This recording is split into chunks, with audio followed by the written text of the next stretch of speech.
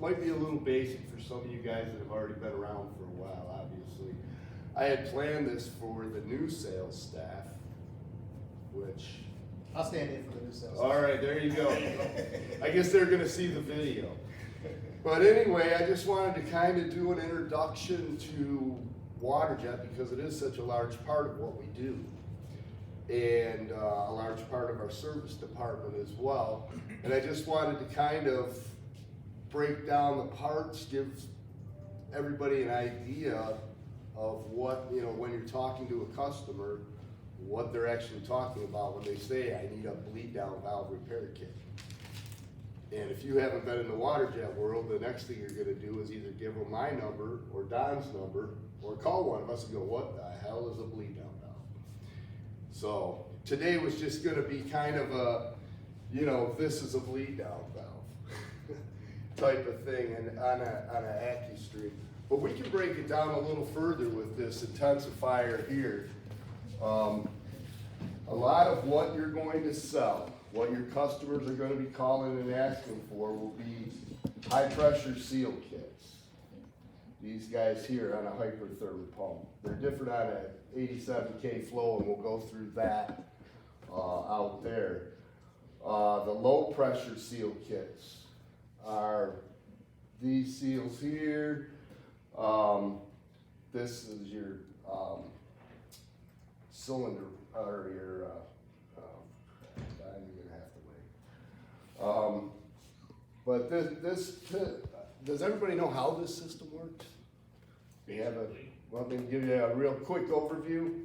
So basically you've got a hydraulic pump, motor running a hydraulic pump going through valving, and the valve, once it builds to pressure, 3,000 PSI, the valve shifts and shifts this piston, this guy here. So oil will build up in here, shift it over.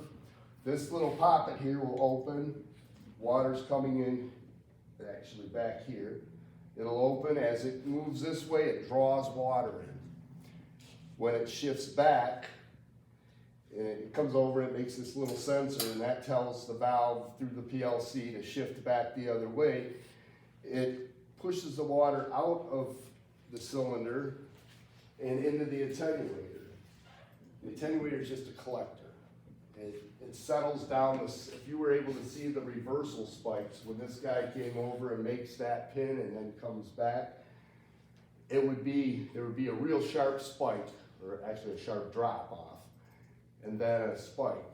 So that attenuator collects the water from both sides and holds it until you're ready to turn on the on-off valve and have the water come out the head. So you see a nice smooth stream rather than the pulsating stream you would see if you didn't have that. Oh, there's Jay Caldwell. So, real quick version of, you know, that's how we create the 60,000 PSI water. The water then goes through an orifice in the head, which is generally 15 thou to maybe down to 8 thou or so, depending on the application. That accelerates it to 3 times the speed of sound. And that's how our high pressure water, our high pressure stream is created. Then garnet comes into the mix. It wraps around the stream inside the nozzle and is basically thrown at the material. It's an erosion process, not cutting. There is no cutting. So it allows the water out through the poppet, Yes. the high pressure.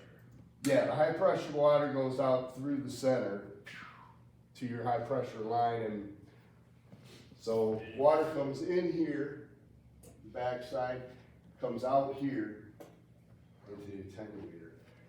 The bleed down valve is there so that when the pump shuts off, it's a normally open valve. When the pump shuts off, it relieves the pressure, releases the stored energy, they call it, in the high pressure lines. So that if you were to go by and crack a line, there wouldn't be 60,000 PSI stored in there. Bleed down valve kits are something that definitely are a big seller.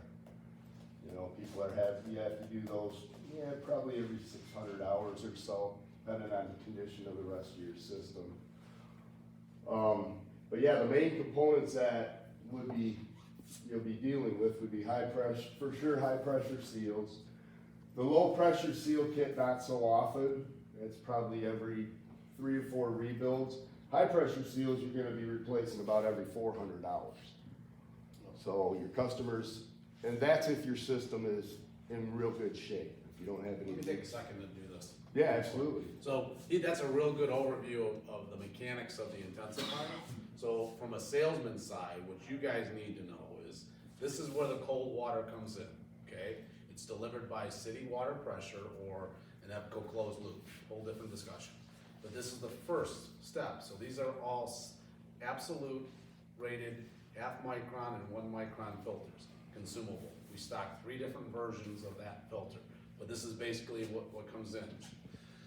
The water then goes into the hydraulic pump here, another huge source of consumables. It's normally a 46 weight hydraulic coil. Doesn't get any more basic than that. It's either a 32 or 46. We have 3 different products actually. We have a zinc-free, we have a standard hydraulic, and we have a high-end cash flow product. So all 3 of those are standard consumables. The hydraulic pump itself has about a 15,000 hour wear. At 15,000 hours, I'm probably gonna have to rebuild this pump end. We have an awesome service team that can get involved in that. We have 2 or 3 different local hydraulic places that can go in and rebuild these. We can actually take this pump back and give them another pump from one of our suppliers. It's a kind of like the old starter program with a car. It's an R&R part. You give me yours, I take yours, I rebuild it, but I give you a like new core. They're remanufactured. They're not rebuilt, they're remanufactured. The intensifier itself, for our service department, this is a really good source of revenue for the company, and it's a super source of revenue for our sales guys. When our guys get involved, they're not gonna just go in and pop in, these are the high pressure seals. They're not just gonna go in and replace the high pressure and the static seal. They're gonna go in and normally rebuild the entire system. They're gonna replace the oil seals and the wear rings and whatever has to be done. They're gonna do a 100% rebuild on this. What's the average cost of that? $1,200 service? For a 60K. Yeah. Well, okay, so just labor is $1,200 for a 90K. For a 60K, it's about $700, and then average, your seal kits are gonna be about another $300. Yeah. Now, if you start needing hard parts, high pressure cylinders, check valve bodies, and so on, then the price obviously goes right on up. Most water jetters like to rebuild their own pumps. The problem is when you rebuild your own pump, you kind of get blinded by what you're doing. So they always go in and change the $100 set of seals, and all of a sudden it goes from 500 hours of service to 400 to 300 to I'm changing them every other week. If you ever see a customer buying frequently high pressure seals, you can ask them, how's the rebuilds going on the pump? You know, I'm doing it every 200 hours. That's a sign. We look for 400 hours as the benchmark. If I'm not getting 300 to 400 hours out of a rebuild, something's wrong. Normally that means this cylinder is worn. There could be a bad ceramic rod. It could be a number of things. So when it comes back here and you've got a fresh set of eyes on it, they're looking for micro abrasions on the cylinder. They're looking for nicks and cuts. But now you've got a third party looking at it, and they can actually do a complete rebuild for you, and all of a sudden the hours should go back to normal, because these parts, while they're not cheap, they're very inexpensive compared to the downtime and the loss of just replacing $100 seals is not a good thing. You know, it's like you need a front end brake job and you replace the pads, and every time you do that, it seems like your front end just keeps shaking. Well, you needed to do the rotors too, but it wasn't what you do. So it's the same situation with here. It's great to have a Joel or a Don Glenn or Greg take a look at it, look for those flaws, those worn out parts, and there's a tremendous benefit. So sometimes it seems like it's gotten out of control. We just did a rebuild for a guy on the west side. Well, they hadn't had it done professionally in 10 years. Well, the pump needed major work. The initial thing from the salesperson was, I don't think they're gonna wanna do all that. Well, they had no issue doing all that. Not only that, they bought a spare intensifier because our service guy suggested, it'd be great if you had a spare intensifier here. And they liked the idea, and they bought an $8,000 intensifier, and then they paid for a $4,400 repair. So it's really good to have someone professionally overlook this, and that's where our service guys doing an especially good job.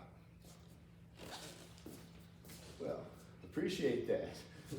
We honestly though, we do. I mean, I can't remember maybe more than once or twice where we've had a customer unhappy or not satisfied with the service. And there's customers that just aren't gonna be satisfied if we had gold plated the doggone thing and sent it back to them. But we really do try to, and part of what we're doing is trying to offer that service to improve the seal life and give you guys one more avenue, one more reason to be in there, right? I mean, no better time to call on a customer than after we've gone in, done a nice service on their machine, they're up and running and they're happy, you know? So that is another nice avenue. Another thing that I wanted to talk about were these mini hoppers. These are a direct replacement for flows, and I'll show you the flow mini hopper out there. We just did one yesterday at a company called HMS. They finally broke down. The flow hopper, mini garnet hoppers will all fail eventually. They just do. They crack, they're not a good design. This guy's a direct replacement, infinitely adjustable from 0 to more garnet than you could ever pump through the machine.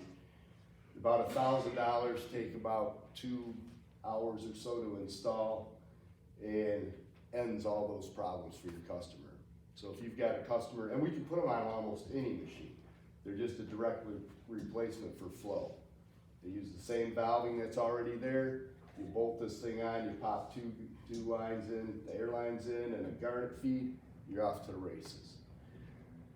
So that is a nice seller. That's something your customer's gonna appreciate and remember, and it's gonna cut down his garnet use a little bit. Sorry, Don. But you get them running the proper amount of garnet through there, and all of that contributes to seal life. I mean, it all goes back to getting the most life and the best quality cut that we can. And this is a big part of it. On Omax and Techni machines, we have to add a valve in.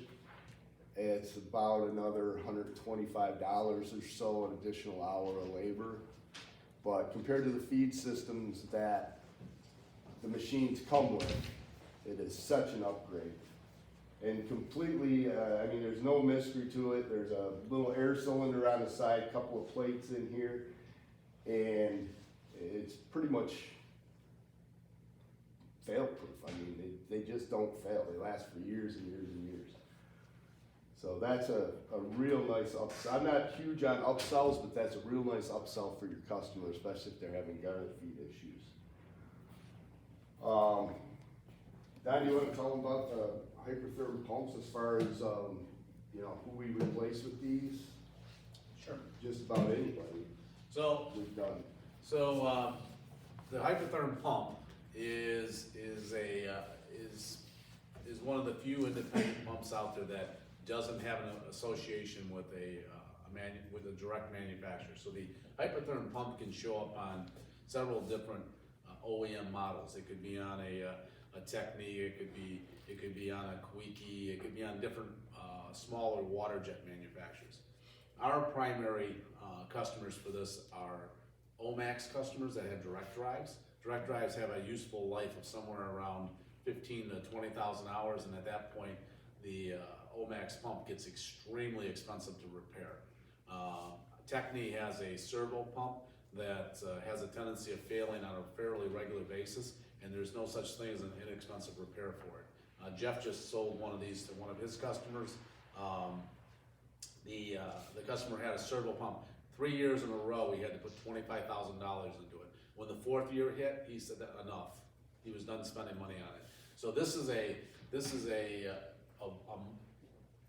50 horse as opposed to what the Techni would have, which is a standard 25, maybe a 30 horse. The Omaxes are typically 30 horse. So when a customer gets a pump like this, he's immediately upgrading his machine. He's gonna be able to go from a smaller orifice to a little bit larger orifice. The larger the orifice, the more garnet I can feed. The more garnet I feed, the faster I go.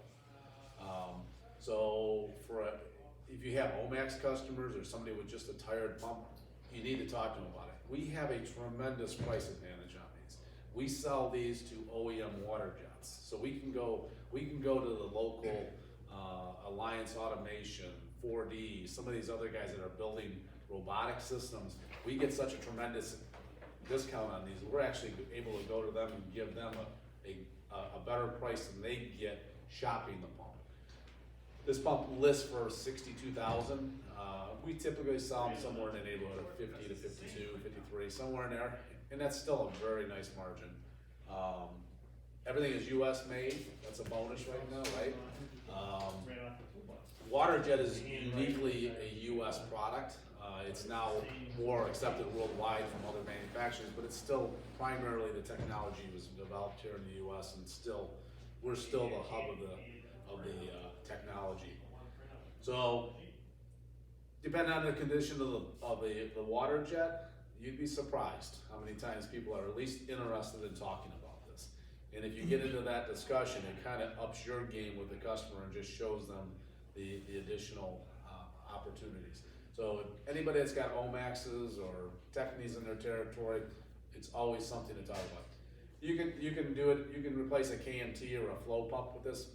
It just isn't as common because those are intensifiers and they have about 50,000 hour life. Yeah, definitely. We will always have a 50 horse on the floor. That's kind of our agreement with Hypertherm, and it's just going to be it's a standard for us. Well, the nice thing with this too, like Don says, it's standalone. So I can deliver this and have it up and running, have a customer up and running in one day. You know, it's just a real easy connection. Their electrician brings in the power, a couple hookups in the back should be the same as the pump they already have. You know, just a little replumbing and bam, there isn't days and days of downtime like trying to get a pump integrated from another manufacturer. That being said, it can be integrated to run from their control, you know, like they did out at Gallup Rush. So they basically took their integrated, they had one of the servo pumps, got rid of that, brought this in, and they're able to run just the same way they always did. But if a customer wants to get down and dirty and just hook one up, this guy will run remotely without having to interface with the control at all. The only issue with that is you do have to start and stop the pump at the beginning and end of the job. It won't automatically start and shut down. But for a down and dirty installation, this guy is fantastic. As Don said, of course, we do sell the oil. We like to preach oil changes, maintenance. Customers starting to see reduced seal life. If you can get one of us in there to look at the condition of their condition, you know, we'll let them know you need oil change. Once a year they should be changing oil, or every 2,000 hours. Water filters. I mean, there's just a plethora of stuff that most customers don't pay attention to until their machine is broken down. So if you're able to bring that to them, or if you want one of us to go with you to bring that to them, we're more than happy to do that. To try to win the service as well as talk to them about everything from garnet to whatever else they got in their shop that we can work on. The advantage to service to you guys is we're 32.5% commission. So that goes right to you guys' bottom line. Every dollar we bill is free money in your pocket. So. Intensifier pumps all pumps are designed to run on a curve. Everything runs on a curve. Your car engine runs on a curve. It's a nice little curve. Water jet pumps don't run in the middle like we want them to run. They're running over here. It's like you're running your car full out all the time. You've got your foot to the floor and you're going as fast as you can all the time. So what happens with that violent motion is it just tears everything up. And that's why you have to rebuild them as often as you do. So once a customer understands that process, usually it makes it easier for you to communicate that to him, that you're running this thing so hard. If you walk into a shop and the head's not running, no water's coming out of the head, you hear this thing go clunk, it's leaking someplace. It's making water. So whenever you hear I do this with customers, I'll ask them, when's the last time you rebuilt this? And we'll talk about different things, and then all of a sudden, while we're standing there, it'll shift. Well, that's telling us that there's something not right. And that should be a cue to you to say, you're leaking water someplace. No, I'm not. Yeah, you have to be. And you don't have to get into debate with them, but if that machine is shifting when the head's off, he's either losing water through the dump valve, he's losing water through the intensifier someplace. He may not see a physical leak, but he's leaking, because you can bypass the high pressure seal while it's rare. You can bypass, and you can literally lose pressure there. What's more common is, I've never rebuilt this. This is my dump valve.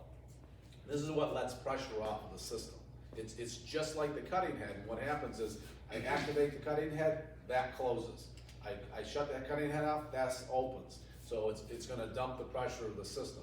The problem is that the opportunity is that this wears out just like the cutting head, but we forget about it. A lot of times these are buried down below, and they don't even see them. And this line is going to drain, so they never see the water weeping out. They never see the actual leakage of the valve. So this is often neglected. What was that part called again? Dump valve. Well, bleed down valve, dump valve, it all depends which manufacturer you're talking to. Just like these are check valve bodies to flow and hypertherm, they're called sealing heads from KMT, and I'm not sure what H2O Jet calls them. If they call them a sealing head or They call them check valves. check valve, yeah. So that's the other thing that you're gonna find. The terminology is all over the place with water jets. I mean, depending on the customer, you got a guy that used to run a Techni, now he's running a Flow, he's gonna tell you his dump valve is bad. You gotta know that a dump valve is a bleed down valve.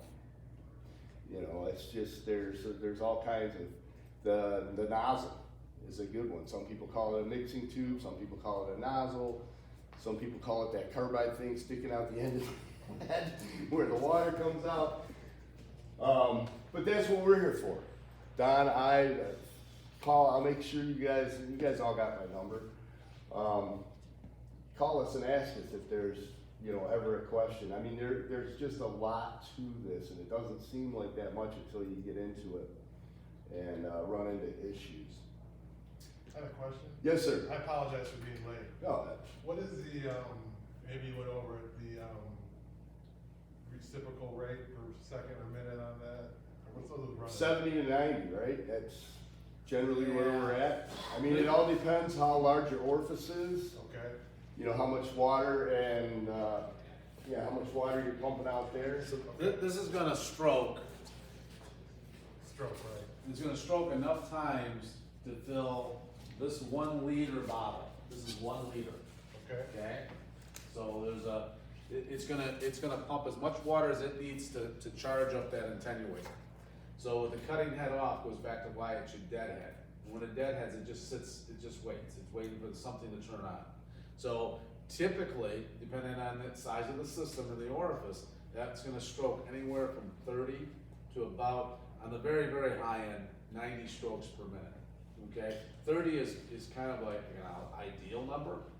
And 90 is like, oh shit, what's going wrong? Okay. You'll have to edit that out. If you start hearing a water jet hammer like that, something ain't right. Yeah, you've got a big opening somewhere. Your bleed down valve is stuck open, or you got an internal leak, a check valve is stuck open, something. So when the attenuator is at full pressure, the intensifier doesn't run. Right, when you've got, 3,000 PSI hydraulic, it's on a 60K system, it's a true 20-to-1 ratio. So if you've got 3,000 pounds hydraulic, and this is full of water, you're at 60,000 PSI. And it becomes just a physics problem at that point. The hydraulics can't overcome the water can't, the water is holding the hydraulics. As soon as you open the head, of course, that water goes out and she starts stroking again.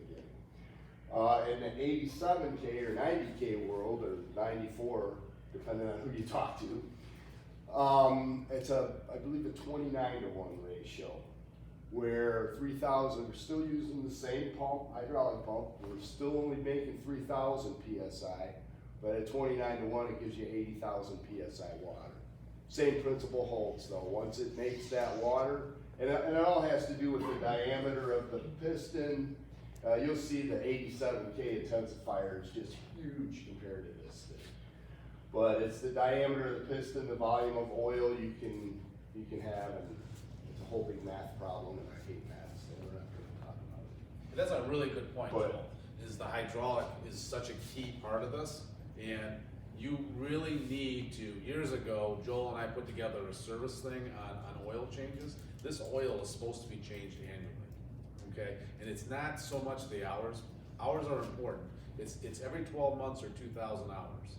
Every 12, once a year, or every 2,000 hours. The reason being is the oil will absorb moisture. It's a water jet, so there's a lot of moisture, and it does get dirty. And if you don't change the hydraulic oil, you're gonna shorten the life of this, and you're gonna damage the performance. It'd be like not changing the oil in your car. I'm gonna show you some pistons that we have off a pump that came from South Carolina. That's gonna show you the damage that can be done by not changing oil. We got a whole machine came back from South Carolina. We took it apart from a customer in Romulus about 2.5 years ago, and we shipped it down there. And they stored it in a warehouse for 2.5 years, never put it together. Completely rusted up. We're replacing ball screws and linear rails and bearings and just a whole bunch of work. But when we took the intensifiers apart, we could tell they had to change the oil because the seals had broken down to the point where this piston was actually rubbing on the inside of the housing, and it's torn up, and now it's expensive. It's really expensive. So, what's a barrel of oil, Don? $800?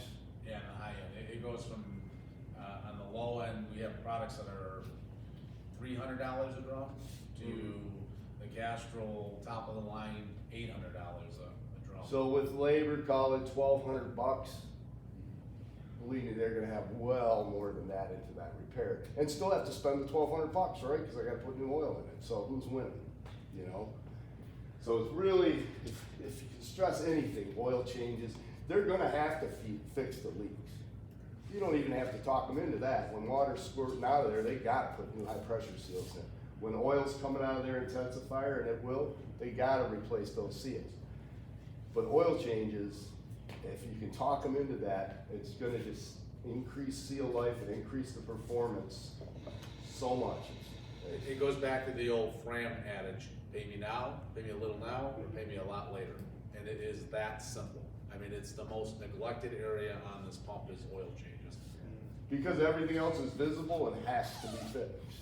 You know, eventually your water leak will be so bad that the pump will shut itself down because it's overstroking, it can't keep up. So does the AHB have an actual, maintenance program? Absolutely, yep. We can design a program for any customer, whatever it is, but whatever format they want.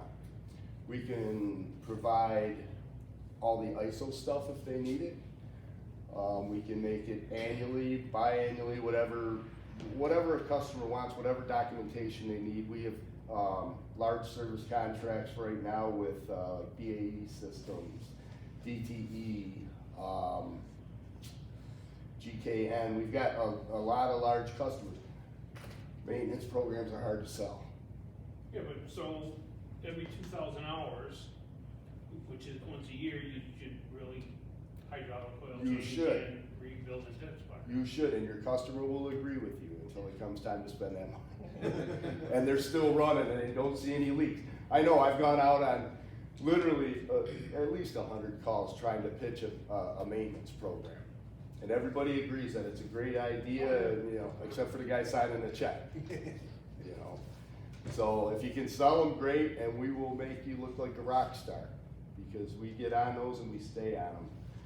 But, Joel, what would a service oil change cost the customer approximately? well, that's what you know, you're probably looking at right around $1,000, depending on the grade of oil they use. You know, I got 2 hours of labor in the changing the oil, and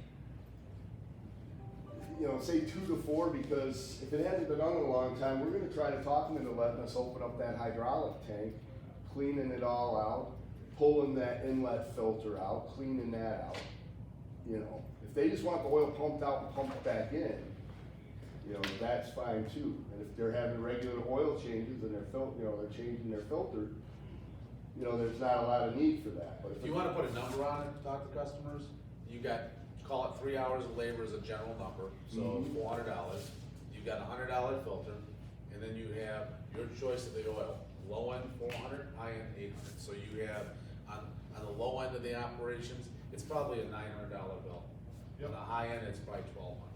But those are the components of it, and it goes back to a simple oil change is $400 labor, $100 filter, $300 drum of oil. Okay? And the other advantage too, and not to keep harping on this, but the other advantage to having somebody that's trained, and we've been trained, we've gone to the schools, you know, H2O jet, hypertherm, I ran a Waterjet for a lot of years. We're gonna look over everything. We're not just gonna come in, pump your oil out and pump it back in. We're not trying to upsell you, but we'll let you know if we see something else that's going on. When we start it back up, you have heat anywhere, you know, your bleed down valve hot, that means some water's leaking through. So we'll give a kind of an overview, and most customers will walk you around the machine, and the operator's gonna tell you what's going on, and you know, we'll have a good opportunity to maybe do a little more business, or at least help them out, or at least call the salesperson and say, hey, these guys need, you know, whatever. We do that all the time. We're out there looking for business for you guys as well, even if it's, you know, nothing that's gonna benefit us necessarily. And we do sell a lot of parts, eh, Don? Sell a lot of parts. I mean, not that we're trying to upsell your customers or anything, but if they need it, we're gonna let them know they need it and get you guys to give them a quote on it. What do you think? Should we go look at that flow? Yep. Just so you guys can see the, kind of the difference between the systems. This is a 60K, 60,000 PSI. We're gonna go look at an 87K out here.